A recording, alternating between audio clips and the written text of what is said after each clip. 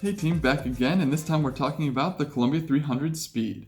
It's the ball that Don Barrett used to win the Tournament of Champions and complete his Triple Crown achievement, so we already know it's good, so let's dive in and talk about what really makes it good.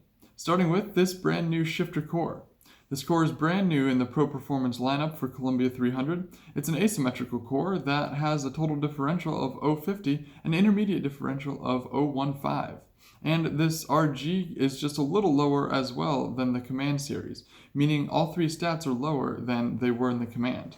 The lower RG is going to help this ball start a little sooner in the mid lane, and the less differential and the less intermediate differential is going to mean that it's not going to jackknife or hook at your toes as soon as it sees friction. It's going to create a later, rounder shape overall because of those two characteristics. Of course, this core also has some characteristics of technology that you're used to seeing now in the Pro Performance category in the Columbia 300 lineup. Those are dot and dynamic core. Of course, dot is the circle engraved dot where the pin is usually. The pin is on the bottom on this core, as you can see in the picture. That means that you can put any layout you want on this ball without worrying about drilling through that pin or avoiding the warranty because it's not in the area of the fingers. And of course, dynamic core is that blue stuff that you see that increases hitting power because it's a higher strength to weight ratio material than the original filler material that used to be used. And all of this is surrounded by the brand new Formula One hybrid cover stock that is aggressively sanded. Formula One is going to be a slightly more aggressive formulation overall than the ERT formulation that you saw on the Command series, and although it's a hybrid, it's definitely going to stick to the mid lane. Now without delay, I'm going to take you to a comparison chart and show you how the brand new Speed stacks up with the rest of the Columbia 300 lineup. If you're familiar with my channel, then you know by now that this chart contains every release in the Columbia 300 lineup for an entire year, sorted by oil volume on the bottom from lightest on the left to heaviest on the right, and by response to friction, with the sharpest responding balls toward the top of the chart and the smoothest responding balls toward the bottom of the chart. Our brand new Columbia 300 Speed is highlighted in yellow. You'll see that it's built to handle a medium heavy to heavy amount of total oil volume. It hooks just a little less overall than a Command solid, but it definitely shapes a little more. It doesn't shape more in terms of jerkiness or abrupt motion, but it has a more sweeping, more rounding, and just more punchy back-end motion. The Command solid is actually quite clean and punchy at the back of the lane in its own right, especially for a strong sanded solid ball. Being a hybrid, you would maybe expect a little more separation between these two balls, but as I reviewed earlier, the lower RG helps the Speed start up, and the lower, lighter core characteristics in terms of total differentials and intermediate differentials mean that this ball doesn't pack as much punch to make as much shape at the back of the lane as a Command core might.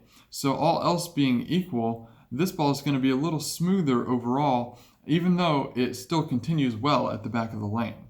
Combining this with a cover stock that is arguably more aggressive, what you end up with is a ball that is in the same area of the chart as the Command solid, but for the opposite reasons, with a little less core strength and a little more cover stock strength.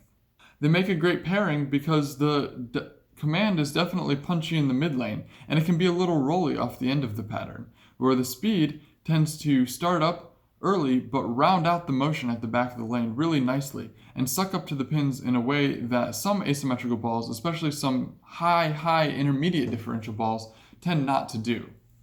You can always separate these by smoothing the surface of your Speed a little bit. You can actually place it quite nicely between a Command solid and a Command pearl just by taking the surface up on your Speed. This ball's already seen a lot of success because I feel like it blends a lot of characteristics that people like to see. People like to make sure that it sees the mid lane early enough it doesn't miss it, and this ball definitely sticks to it thanks to its lower RG and its new cover formulation, but it also doesn't quit because it sees the mid so early. Despite the fact that it reads early, it continues nicely, and that's a nice characteristic to have for an asymmetrical ball. If your Speed gets to meet too much ball, too early overall, or just too much on the back of the lane, then a transition to your power torque is going to make plenty of sense. Power torque is going to be a little naturally cleaner through the fronts, still stick to the mid lane well, but be a rounder, more smooth, more gradual shape off of the friction that is overall more controllable.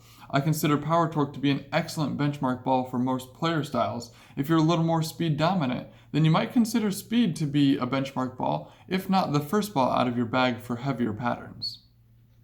I am Speed, available in your local pro shops beginning March 25th. While you're here, just a reminder, I am now on TikTok at Bowling Buckosh, where I make brief 1-minute reviews of the newest products. And of course, I'm still making our long-form reviews here on YouTube and on Facebook. While you're here, feel free to drop a comment. I'm happy to respond when I have time. And make sure you check back often because I'm making new videos every time we come out with new products. Until next time, thanks for watching.